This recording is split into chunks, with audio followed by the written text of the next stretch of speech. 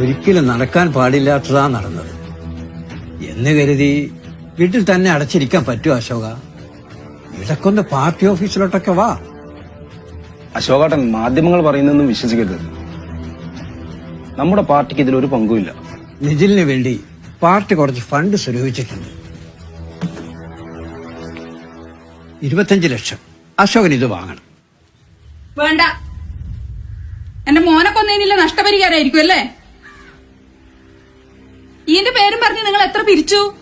അതിൽ നിന്ന് അത്ര മുക്കി നിങ്ങള്. അനാവശ്യം പറയരുത് സുമേ. എന്റെ ഉമ്മർത്തിരുന്നതിന് അധികം വർത്താനം പറഞ്ഞാല് ഞാൻ ചൂലെടുക്കും സഖാവേ. ഞങ്ങക്ക് എന്തിനീ പൈസ? എന്റെ മൂത്ത മോൻ എന്റെ വീട്ടിന്റെ മുറ്റത്തുനിന്ന് നിങ്ങളല്ലേ സഖാവെ കൂട്ടിട്ട് പോയിനി.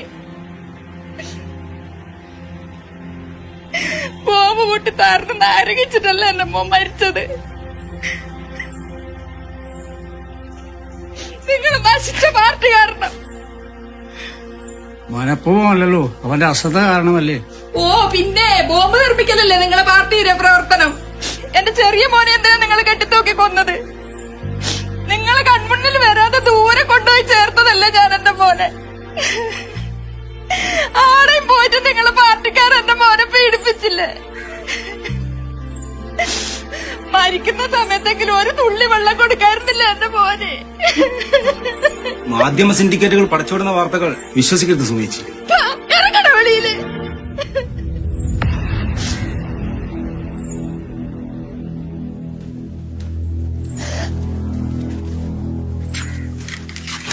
പാർട്ടി ഉറപ്പിച്ചിട്ട് ഈ നാട്ടിൽ ജീവിക്കാൻ ഒരുത്തനും കരുതണ്ടാട്ടാ. ഞങ്ങളുടെ 2 മക്കളെ കൊലപാതകത്തെക്കാൾ വലിയ എന്ത് നഷ്ടം വരാനാ സഖാവേ?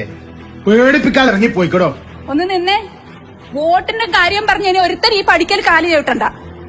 മനുഷ്യന്റെ ചോര കണ്ട് കൊതി തീരാത്ത രാഷ്ട്രീയക്കാരെ ഇനി ഞങ്ങക്ക് വേണ്ട. ഞങ്ങൾക്കൊരു പ്രശ്നം വന്നപ്പോൾ ഞങ്ങളെ സഹായിച്ചത് കൈപ്പത്തിക്കാരാ. ഇനിയിപ്പൊ ഞങ്ങളുടെ വോട്ട് കൈപ്പത്തിക്ക് തന്നെയാ.